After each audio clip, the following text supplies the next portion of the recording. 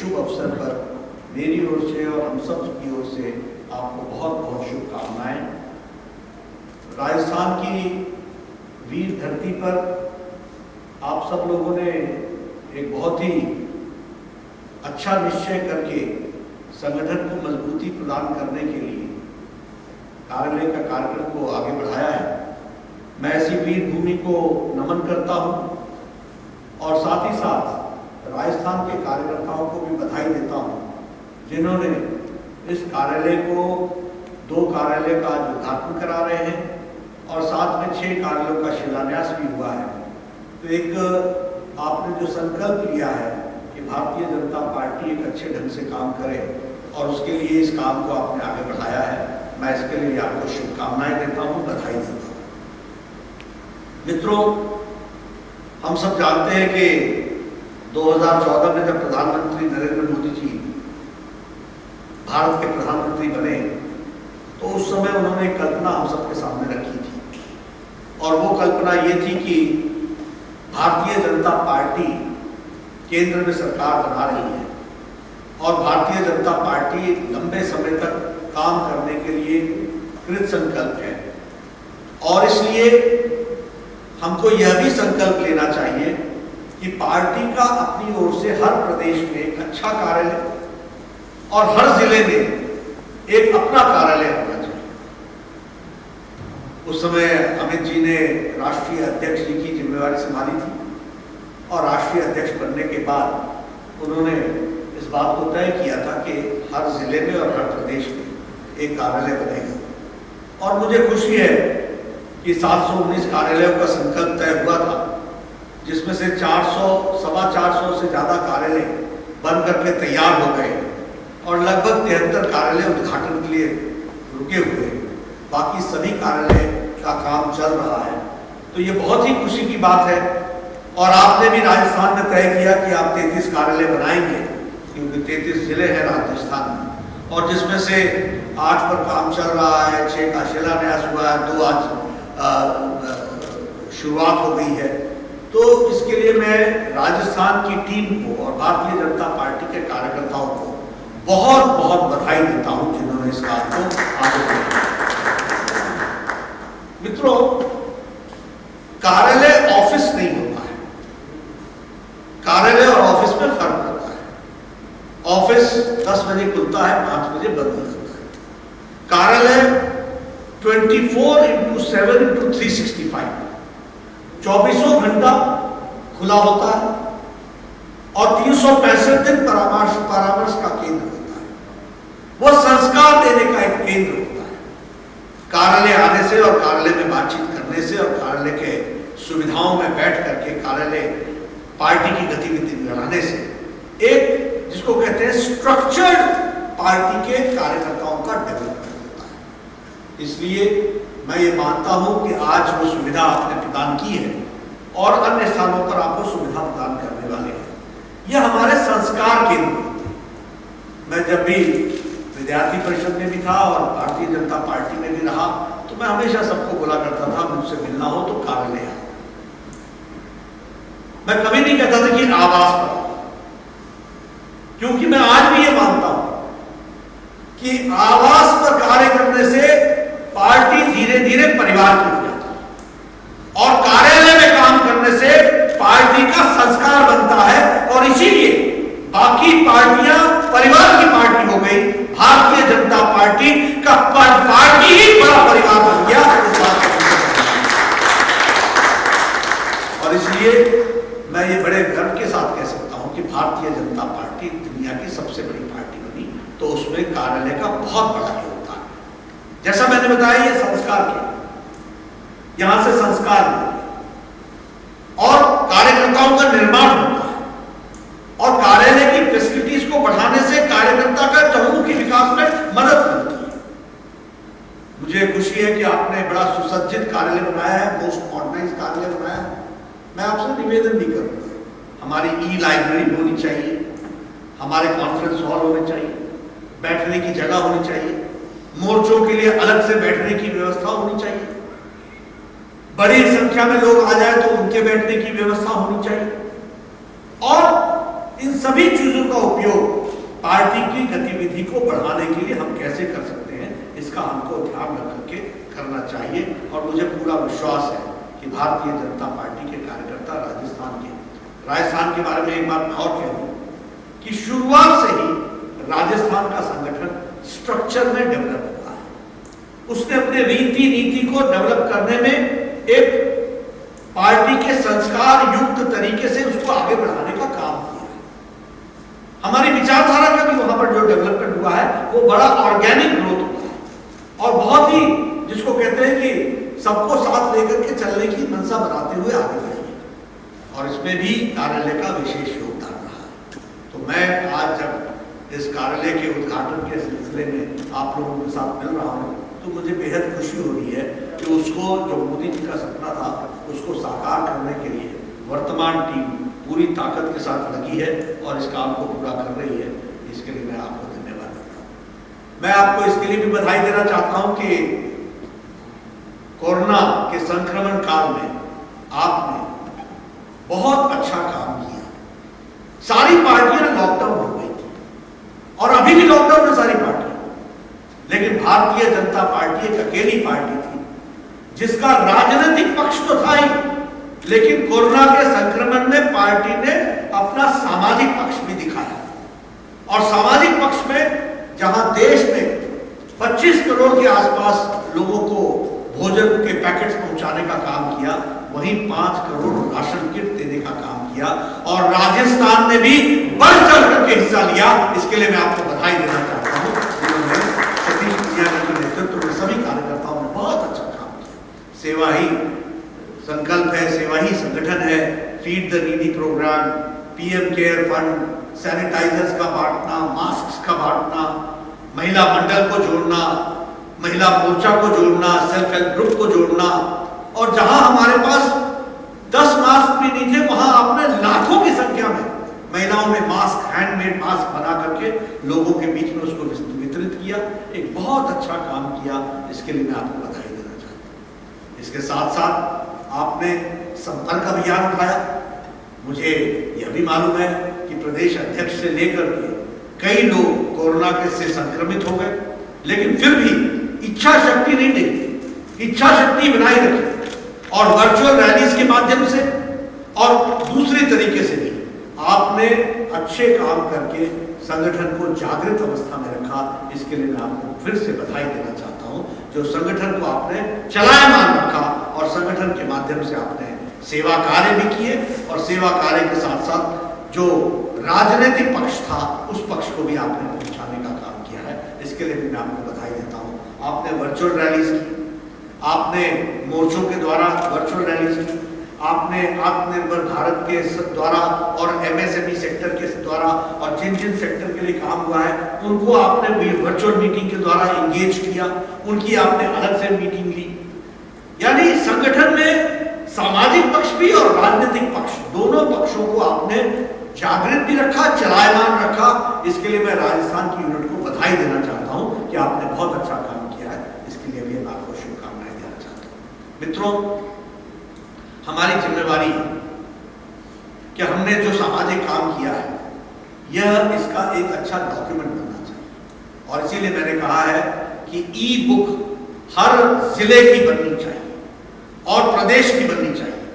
और मैं इस सारे के संकलन करके राष्ट्रीय ई बुक बना रहा हूं जो यूएन की 9 भाषाओं में ट्रांसलेट होगी और वो वर्ल्ड का एक डॉक्यूमेंट बनेगा कि बाकी सब देशों में सरकार ने कोरोना से लड़ाई लड़ी, लेकिन मोदी जी के नेतृत्व में समाज ने लड़ाई लड़ी सरकार के साथ मिलकर के।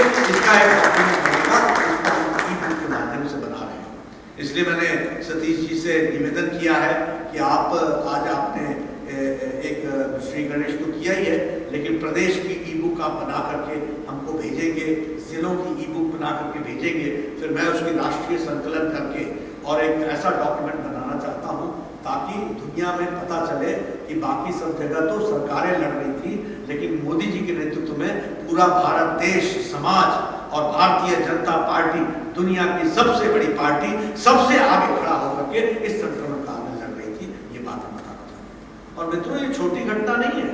हम लोग बड़े बड़े काम कर देते हैं, फिर उसकी हम चर्चा नहीं करते। लेकिन आप ही बताइए, हमने अभी इससे पहले कभी भी कोई संक्रमण हुआ तो कोई एक खास जगह पर हुआ और हमने कुछ समय के लिए वहां सेवा कार्य किया, लेकिन इतने लंबे समय तक इतना बड़ा स्पैन और इतने बड़े देश में सारी जगह पर भारतीय जनता पार्टी के कार्यकर्ताओं ने सेवा कार्य किया। ये छोटी घटना नहीं है, ये बहुत बड़ी घटना है कि जब सब लोग अपने घरों में बैठ करके अपनी जान को बचाने के लिए लगे हुए थे, वहां भारतीय जनता पार्टी का एक एक कार्यकर्ता समाज में आकर के समाज के लिए काम कर रहा था। मैं इसके लिए आपको फिर से बधाई देना चाहता हूं और आपको याद दिलाना चाहता हूं। मित्रों, हमको यह भी लोगों को बताना चाहिए। देखिए, अमेरिका था, मैंने पहले भी आपसे चर्चा की थी। आज भी अमेरिका के चुनाव का मुद्दा कोविड का मैनेजमेंट और मिसमैनेजमेंट है। बेजिंग आरोप लगा रहे हैं ट्रंप पर कि आपने कोविड का ठीक से मैनेजमेंट नहीं किया। ट्रंप कह रहे हैं कि हमने ठीक से मैनेजमेंट किया, लेकिन वहां के संक्रमण होने वालों की संख्या और जान जाने वालों की संख्या अधिक है, ये भी आपके ध्यान में आया। पाश्चात्य देश जो हमसे स्वास्थ्य में बहुत अच्छे थे, उनके भी स्वास्थ्य सेवाएं चरमरा गई, वो असहाय महसूस हुए और वह भी एक तरीके से अपने आप को लाचार महसूस कर रहे हैं।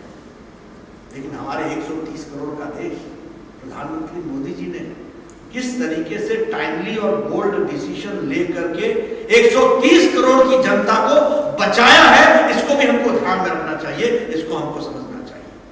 और कहने के लिए नहीं कह रहा, जिस दिन लॉकडाउन लगा था, मैं तो पूर्व स्वास्थ्य मंत्री रहा हूं, मुझे मालूम है कि उस समय NIV, national institute of virology Pune, एक लैबोरेटरी होती थी जो इसको टेस्ट कर रही थी और देश भर से सैंपल वहां जा रहे थे पुणे में, वहां टेस्ट हो रहे थे और देश की टेस्टिंग कैपेसिटी 1500 थी। लॉकडाउन लगने के बाद प्रधानमंत्री मोदी जी ने सारी बातों को व्यवस्थित किया और आज 1600 से ज्यादा टेस्टिंग लैब्स हैं और आज 1500 की जगह पर 15 लाख प्रतिदिन टेस्टिंग हो रही है। यह फर्क पड़ा है 130 करोड़ की जनता। उस समय हमारे पास पर्सनल प्रोटेक्शन इक्विपमेंट नहीं था, हम इंपोर्ट कर रहे थे और इंपोर्ट करना भी बंद हो गया था। मोदी जी ने लॉकडाउन लगा करके भारत के उद्यमियों को प्रोत्साहित करके आज 4.5 लाख पर्सनल प्रोटेक्शन इक्विपमेंट प्रतिदिन बन रहे हैं, 4.5 लाख। और अब हम पर्सनल प्रोटेक्शन इक्विपमेंट एक्सपोर्ट कर रहे हैं, दुनिया के देशों को दे रहे हैं। यह परिस्थिति आकर के खड़ी हुई है। 150 करोड़ 150 देशों को मोदी जी ने पैरासीटामोल और HCQ की दवा दे करके उनकी भी जान बचाई है। यानी भारत की ही रक्षा नहीं की, दुनिया की रक्षा की, 150 देशों की रक्षा की है। इसको भी हमको समझना चाहिए। उस समय हमारे पास डेडिकेटेड बेड्स बहुत लिमिटेड थे, आज हमारे पास डेडिकेटेड बेड्स 4 लाख से ऊपर है। 1600 से ज्यादा डेडिकेटेड हॉस्पिटल्स हैं। हमने टेस्टिंग कैपेसिटी की आपको बात बताई, वेंटिलेटर्स 3 लाख वेंटिलेटर बनाए हैं भारत ने इसी लॉकडाउन की अवस्था में। मित्रों, हमारा जो आपको पता है रिकवरी रेट एक समय में 2 दिन में हमारा डबलिंग रेट 2 दिन में हो रहा था, आज 72 दिन 73 दिन 75 दिन में हो रहा है। उसके साथ साथ हमारी रिकवरी रेट बहुत अच्छी है और हमारी जनसंख्या को देख करके अगर हम देखें तो हमारी कोरोना की संख्या भी सीमित है और वह अंडर कंट्रोल है, मैनेजेबल है। इस बात को हमको ध्यान में रखना चाहिए। लेकिन यह भी ध्यान में रखना चाहिए और लोगों को बताना चाहिए। देखिए, ये बारीकियां हैं। मैं हमेशा कहता हूं पॉलिटिकल डिस्कोर्स पॉलिटिकल वर्कर को खड़ा करना पड़ेगा। और मैं आपको बताना चाहता हूं कि सारे देश जब लॉकडाउन लगा या नहीं लगाया, उस समय इकोनॉमी के बारे में चर्चा करते हुए चिंतित हुए। प्रधानमंत्री मोदी जी ने प्रधानमंत्री गरीब कल्याण पैकेज देकर के 1,70,00,000 करोड़ का काम किया गरीब कल्याण पैकेज के तहत। 80 करोड़ की जनता को मार्च महीने से लेकर के दिवाली तक 5 किलो गेहूं या 5 किलो चावल या 1 किलो दाल ये देने का काम 80 करोड़ की जनता को प्रति व्यक्ति करने का काम किया। तो मोदी जी ने किया ताकि कोई भूखा न रहे, कोई मुसीबत न रहे। उसी तरीके से आपको पता होगा, जब मोदी जी प्राइम मिनिस्टर बने, लाल किले की प्राचीर से उन्होंने कहा कि जनधन में खाते खोलो जीरो बजट के तहत, तो हमारे लोग विरोधी हमारे दिल्ली उड़ाते थे कि प्रधानमंत्री मोदी जी खाते खुलवा रहे, खाते खुलवा रहे, खाते खुलवाने से क्या होगा। खाते खुलवाने का फर्क ये पड़ा कि जब लॉकडाउन हुआ तो मोदी जी ने इन्हीं खातों में 20 करोड़ बहनों के खातों में 500 रुपए 3 महीने के लिए लॉकडाउन अवस्था में पहुंचाया और उनके चूल्हा जलने का इंतजाम किया। तो मोदी जी ने किया है, इसको भी हमको समझना चाहिए। और इसका फर्क क्या पड़ा? इसका फर्क ये पड़ा कि एक समय में प्रधानमंत्री राजीव गांधी कहते थे कि मैं 1 रुपया भेजता हूं तो 85 पैसे रास्ते में गायब हो जाते हैं, 15 पैसे ही पहुंचते हैं। यहां मोदी जी ने 20 करोड़ बहनों के खाते में 1500 रुपए पहुंचाए हैं। ये आपको बताना चाहता हूं। 8 करोड़ 56 लाख किसानों के हाथ में 2-2 हजार रुपए की किस्त प्रधानमंत्री किसान सम्मान निधि के तहत पहुंचाई। अप्रैल महीने में किस्त पहुंची और फिर उसके बाद अगस्त सितंबर में 17,000 करोड़ रुपए फिर से रिलीज किए गए दूसरी किस्त के लिए। और ये खाते में सीधे का सीधा ये पैसा प्रधानमंत्री के द्वारा किसानों को पहुंचा। कितनी संख्या थी? 8 करोड़ 56 लाख। हमारी व्यवस्था कितनी है? 10 करोड़ किसानों की। ये व्यवस्था प्रधानमंत्री जी ने की और गरीब कल्याण पैकेज के तहत हमारे दिव्यांग भाई, हमारे अपने वृद्धा पेंशन लेने वाले भाई बहन, हमारे विधवा बहन, इनको भी 1-1 हजार रुपए पहुंचाने की व्यवस्था प्रधानमंत्री जी ने की। इसको भी हमको ध्यान रखना चाहिए। आत्मनिर्भर पैकेज 1 लाख करोड़ रुपए किसानों के लिए।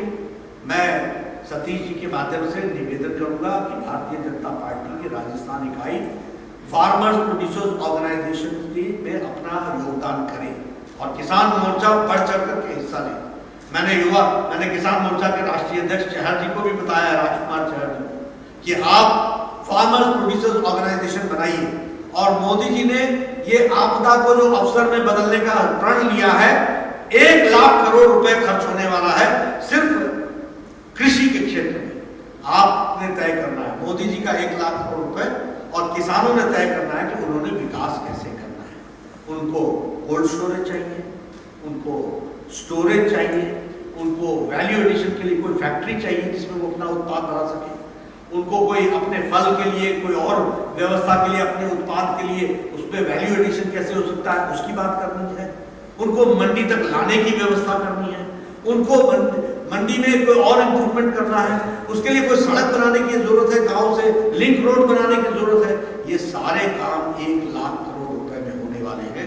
किसान को जागृत करके मेरा निवेदन है कि भारतीय जनता पार्टी आगे आए और यह मोदी जी का 1 लाख करोड़ रुपए उन तक सुरक्षित पहुंचे, इसकी व्यवस्था आपको करनी है ताकि किसान की तस्वीर बदले। इसमें भी हमको अपना योगदान करना है। मित्रों, मैं आपसे यह भी निवेदन करना चाहूंगा कि ये जो फार्मर्स बिल आया है, ये तीनों बिल क्रांतिकारी है और मोदी जी ने किसानों को आजाद किया है। आप बताइए, आप कोई भी चीज, ये कागज बनाते हैं, इसको बेचने का सारी दुनिया में अधिकार है कि नहीं? ये माइक कोई कंपनी बनाती है तो इसको सारी दुनिया में बेचने का अधिकार है कि नहीं? लेकिन हमारे यहां फार्मर ही एक ऐसा था कि वो अपना अनाज सिर्फ अपनी मंडी में बेच सकता है, और पंजाब और हरियाणा में तो मंडी में भी सिर्फ अपने ही आड़ती को बेच सकता है, किसी और दूसरे को नहीं दे सकता। प्रधानमंत्री मोदी जी ने कहा तुम मंडी में बेचना चाहो बेचो, तुम अनाज किसी आड़ती को देना चाहो दो, तुम नहीं देना चाहते हो मत दो। तुम जिले से बाहर, पहले अनाज जिले से बाहर नहीं जा सकता था, पहले अनाज प्रदेश से बाहर नहीं जा सकता था। आज मोदी जी ने किसान को इतना सक्षम कर दिया।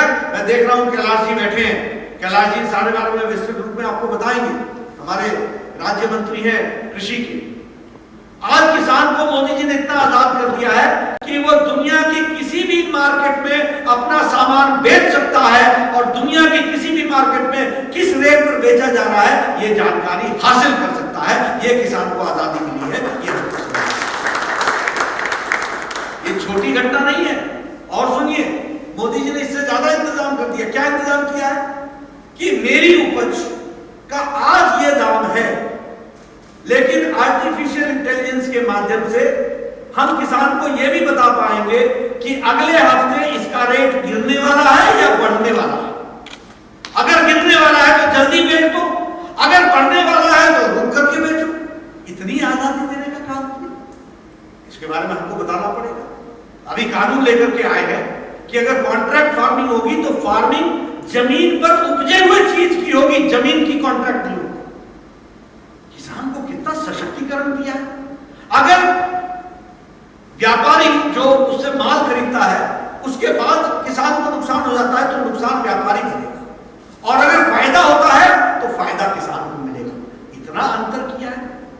उसी तरीके से ये जो एसेंशियल कमोडिटीज एक्ट था जिसके तहत बंधन था, आप बेच नहीं सकते, आप आगे नहीं बढ़ सकते, उसको भी सरलीकरण किया गया।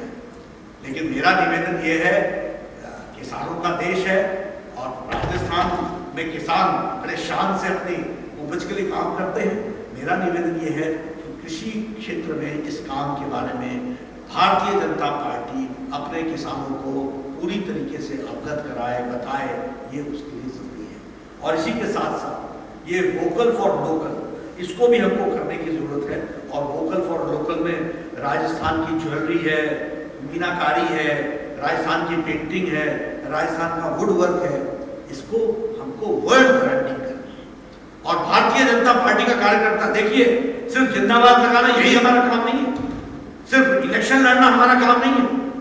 हमारा काम भारतीय जनता पार्टी के माध्यम से समाज की तस्वीर बदलनी है और तकदीर बदलनी है, इसके लिए काम करना है। इसलिए हमको लीडर बनना है, और लीडर बनना है तो हमको ये वर्ल्ड ब्रांडिंग में भी अपना योगदान करना पड़ेगा। क्यों राजस्थान की ज्वेलरी पीछे रहे? क्यों उसको हमारे को उसका उचित दाम ना मिले? क्यों मीनाकारी हमारे वर्ल्ड ब्रांडिंग ना बने? और क्यों हमारे वर्ल्ड मार्केट में उसका वो ना बिके? और हमारे यहाँ से वो औने पौने दाम में खरीदा जाता है और वहां वो हजारों में बेचा जाता है, लाखों में बेचा जाता है। हमको इसकी व्यवस्था करनी पड़ेगी कि जो बनाता है, जो मीनाकारी करता है, जो ज्वेलरी का काम करता है, उसको भी उचित दाम मिले और मार्केट में भी उचित दाम पर बिके, ताकि उसका भी फायदा हमको मिल सके। इसकी हमको चिंता करनी पड़ेगी। राजस्थान की पेंटिंग इतनी मशहूर है, उसके बारे में भी वुड वर्क आपका दुनिया में मशहूर है, लेकिन उसकी वर्ल्ड ब्रांडिंग करनी पड़ेगी और उसको आगे बढ़ाना पड़ेगा। इस काम को आप आगे बढ़ाएंगे, ऐसा मेरा विश्वास है। इसको अपने काम अपने हाथ में लेना है। मित्रों, हम सब जानते हैं कि शासन मजबूती से आने का क्या अर्थ बनता है। शासन मजबूती से आई थी, आपने 2019 में पूरी ताकत से मोदी जी को जिताया था। राजस्थान ने भी बहुत अच्छा स्कोर किया और राजस्थान ने भी सफलता दिलाई है। इसी कारण से आज हम कह सकते हैं कि धारा 370 को धाराशाही करने में हम सफल हो गए। कितने सालों से हम चिल्लाते थे, नारे लगाते थे, एक देश में दो निशान, दो विधान, दो संविधान नहीं चलेगा, लेकिन नहीं कर पाते थे। आपने 303 MP जिता करके भेजे। मोदी जी की इच्छा शक्ति, अमित शाह जी की रणनीति ने धारा 370 समाप्त कर दिया। अब एक देश में एक निशान, एक विधान, एक संविधान बन के रहा है। एक तरीके से देश एक नाला में पहुंचाया गया है। इसको हमको समझना चाहिए। राम जन्मभूमि का विषय था, हम जानते हैं कि कांग्रेस पार्टी इसको लटकाती थी, अटकाती थी, भटकाती थी। कपिल सिब्बल बोलते थे कि इसका फैसला मत करो सुप्रीम कोर्ट में, बजाते कांग्रेस के वकील की हैसियत से बोलते थे। लेकिन मोदी जी के शासन में डे टू डे अपील हुई, डे टू डे दैनंदिन सुनवाई हुई, ध्वनि मत से एक स्वर से फैसला हुआ और फैसला होने के बाद मोदी जी ने वहां शिलान्यास किया है। अब भव्य राम मंदिर वहां बन रहा है। करोड़ों की आकांक्षाएं पूरी हो रही हैं। इस बात को समझिए, इस बात को जानिए। इन सब चीजों की हमको चर्चा करनी चाहिए। अगर हमारी विचार यात्रा चली, हमारे अपने दीनदयाल उपाध्याय जी, जिनका जन्म स्थान राजस्थान रहा, जिन्होंने प्रेरणा वहां से ली, उन्होंने हमको एक विचार दिया। वो विचार क्या था? एक आत्ममानववाद का विचार। उससे पहले क्या था? कम्युनिस्ट पेट और भूख की बात करते थे। लेकिन हमारे दीनदयाल जी ने कहा कि न ही survival of the fittest capitalist उपयोगी है, न ही कम्युनिस्ट उपयोगी है। भारत को अपनी नीति अपनी मिट्टी से निकले हुए सिस्टम को अडॉप्ट करना पड़ेगा, और वो बिना एकात्म मानववाद, जिसमें जिसमें उन्होंने कहा कि शरीर, मन, बुद्धि, आत्मा ये जब संतुष्ट होती है तभी सामूहिक रूप से समाज खुश होता है। इस बात को उन्होंने आगे बढ़ाने का प्रयास किया और उसमें से सूत्र मंत्र से क्या निकला कि जो समाज में कमजोर है उसको मदद करनी चाहिए, उसको सशक्तिकरण देना चाहिए, उसको सशक्त बनाना चाहिए। और इसी बात को लेकर के आपके राजस्थान से ही अंत्योदय शुरू, आपके ही भैरव सिंह शेखावत जी जब प्रथम बार मुख्यमंत्री बने तो अंत्योदय शुरू और वहां से अंत्योदय की को पकड़ते हुए हम सब लोग, भारत सरकार ने अटल जी आए तो उन्होंने अंत्योदय में भी जोड़ाव किया और उसको आगे बढ़ाने का काम किया। प्रदेशों की सरकारें बनी, उन्होंने भी अंत्योदय का काम किया। फिर मोदी जी ने इसको और एक नया रूप दे दिया, सबका साथ, सबका विकास, सबका विश्वास। अब सबका साथ यानी समाज के सभी वर्गों का एक साथ बढ़ना चाहिए, उनका विश्वास लेना चाहिए, उनका विकास करना चाहिए। तो सबका साथ, सबका विकास, सबका विश्वास। और इस काम को करने के लिए उन्होंने कहा जो दलित है, पीड़ित है, शोषित है, वंचित है, पिछड़ा है, उसको सशक्तिकरण करो और मुख्य धारा में शामिल करो। फिर उसमें से हमारी स्कीमें निकली, जनधन योजना, मुद्रा योजना, उजाला योजना, उज्ज्वला योजना, सौभाग्य योजना, आयुष्मान भारत, ये सारी स्कीम, स्वच्छता अभियान जिसमें से इज्जत घर बनने की बातचीत हुई, लगभग 2.5 करोड़ इज्जत घर बनने की बात हुई और 2.5 करोड़ इज्जत घर में 50-75 लाख तो आपके राजस्थान में बने हैं इज्जत घर, ये हमको ध्यान में लेना चाहिए। उसी तरीके से अगर हम सौभाग्य योजना की बात करें तो 2 करोड़ 62 लाख लोगों के घरों में बिजली पहुंची, जिसमें से 41,000 आपके यहाँ लोगों को घरों में बिजली दी गई। उसी तरीके से आयुष्मान भारत में जहां हम लोगों ने 1.25 करोड़ लोगों को 5 लाख रुपए के हेल्थ कवर से उनको नया जीवन दिया, तो वहीं आपके राजस्थान में 9.66 लाख लोगों को इसका लाभ मिला और लगभग 154 करोड़ रुपए खर्च हुए। कौन थे ये लोग? रेडी वाला, फेड़ी वाला, रिक्शा वाला, ऑटो वाला, गरीब आदमी, गांव में काम, घर में काम करने वाली मेड सर्वेंट, घर में काम करने वाले नौकर, उनको ये स्वास्थ्य के लिए 194 करोड़ रुपए खर्च हुए राजस्थान में पिछले 2 सालों में और 9,66,000 लोगों को इसका लाभ मिला है। इसको भी हमको समझना चाहिए। उसी तरीके से उजाला योजना में लगभग 1.7 करोड़ LED बल्ब्स बटे हैं राजस्थान के अंदर। उसी तरीके से उज्ज्वला योजना में 66.7 लाख लोगों को गैस के कनेक्शन मिले। तो और ये कौन थे? सब गरीब लोग थे जो कभी सोच नहीं सकते थे। गोईठा होता है हमारे यहाँ या लकड़ी होती है जिसको वो जला करके चूल्हा जलाते थे और हमारी बहनें 200 सिगरेट का धुआं दोपहर तक अपनी छाती पर, अपने फेफड़ों में ले लेते थे, लेकिन उनको गैस का कनेक्शन दिया गया। 66.77 लाख राजस्थान में दिया गया 8 करोड़ में से। इसको भी हमको ध्यान रखना चाहिए। और मैं ये सारी चीजें आपसे इसलिए चर्चा कर रहा हूँ कि मैं आपसे निवेदन करूंगा कि देखिए, पॉलिटिक्स वैक्यूम में नहीं होती है, हम सब लोग पॉलिटिकल आदमी हैं। ये सारे आंकड़े लोगों के सामने रखने चाहिए, एक बार नहीं बारंबार रखने चाहिए। लोगों का नैरेटिव तय करना चाहिए, लोगों का डिस्कोर्स तय करना चाहिए कि हम क्या काम कर रहे हैं। मैंने कहा है कि बूथ पर व्हाट्सएप ग्रुप होना चाहिए। व्हाट्सएप ग्रुप में हर 15 दिन पर नए कंटेंट डालने चाहिए। देश कहां जा रहा है, कैसे बढ़ रहा है, क्या कर रहे हैं, मोदी जी क्या कर रहे हैं, हमारे लोग क्या कर रहे हैं, बीजेपी क्या कर रही है, ये सारी चीजों को बताने का काम है। मित्रों, देखिए, हमारे पास, हमारे कंधों पर बहुत बड़ी जिम्मेवारी है। हमारे मतलब मेरे कंधे नहीं, हम सबके कंधे, हमारी पर बहुत बड़ी जिम्मेवारी इसलिए है कि एक तो हम सरकार चला रहे हैं, देश को नेतृत्व आदरणीय प्रधानमंत्री मोदी जी कर रहे हैं, उनके कार्यक्रम को नीचे तक पहुंचाने की आवश्यकता है। और दूसरा दुख की बात यह है कि भारत में जो विपक्ष है वह विपक्ष दिशाहीन हो चुका है।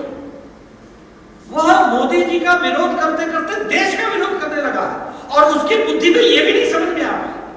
और मैं कहने के लिए नहीं कह रहा, मैं तथ्यों के साथ कह रहा हूं।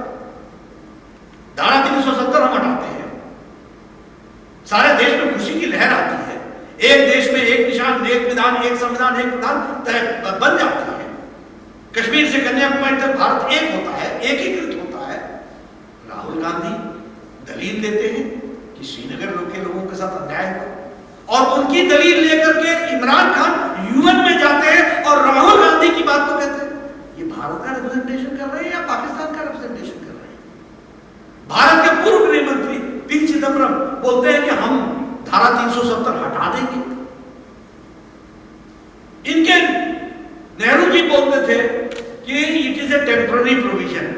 ये फिर बाद में हिम्मत नहीं हुई हटाने की, तो कहने लगे ये घिस घिस के घिस जाएगा। अरे वो तो घिसा नहीं, उसको तो हम लोगों ने हटाया, लेकिन कांग्रेस पार्टी घिस गई। इन बात को एक बार हमको ध्यान में रखना चाहिए, उसके ध्यान में नहीं आया, ये हमको समझना चाहिए।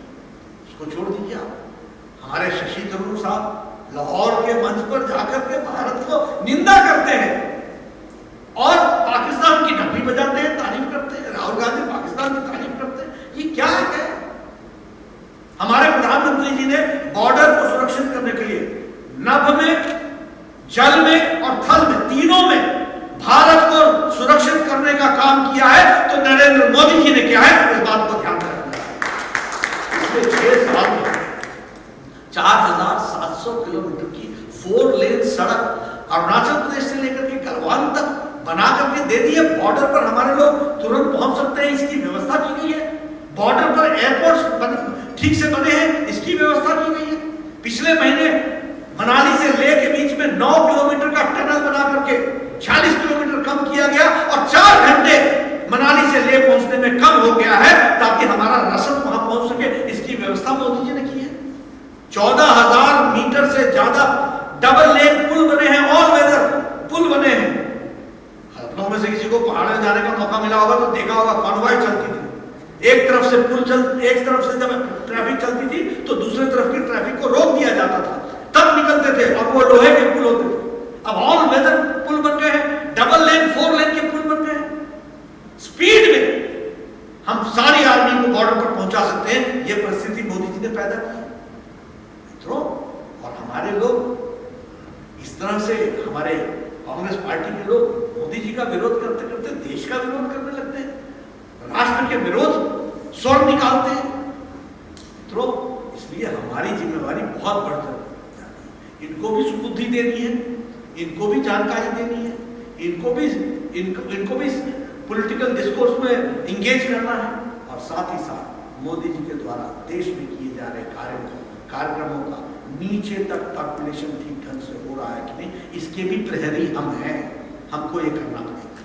अब आप राजस्थान की बात कीजिए, वहां सरकार नाम की चीज ही नहीं है। भ्रष्टाचार, अनाचार, हर कुछ है वहां, और उसके बावजूद भी लोगों के प्रति कोई कमिटमेंट नहीं है।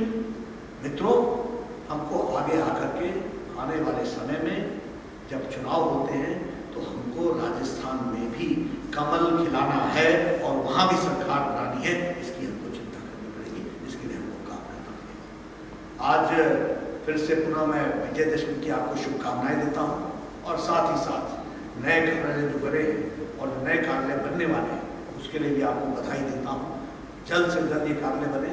मैं सतीश जी से निवेदन करूंगा कि इन कार्यालयों का कोई न कोई हमको डेट देनी चाहिए, समयबद्ध तरीके से इन सारे कार्यालय बनने चाहिए, क्योंकि आपको मालूम है एक समय में हम लोगों ने बहुत परिश्रम से कार्यालयों को खड़ा किया है।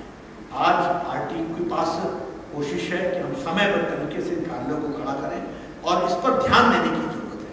हमको इसको ढील नहीं देनी है, ताकि जल्द से जल्द हमारा कार्यकर्ता इसका उपयोग भी करे और संगठन को सुदृढ़ीकरण करने में ये एक बड़ा आयाम पूरा हो सके, इसका हम लाभ उठा सके। यही मुझे आपसे कहना है। आपने मेरी बात सुनी, आपका बहुत बहुत धन्यवाद। जय भारत, जय Rajasthan.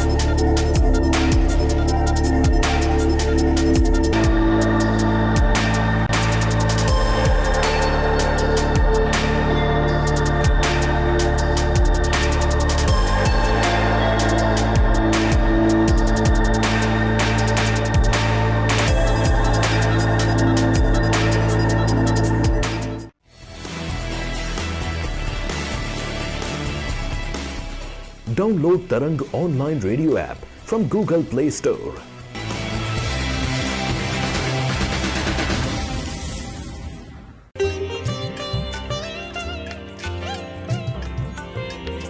You are listening to Tarang Devotional Online Radio.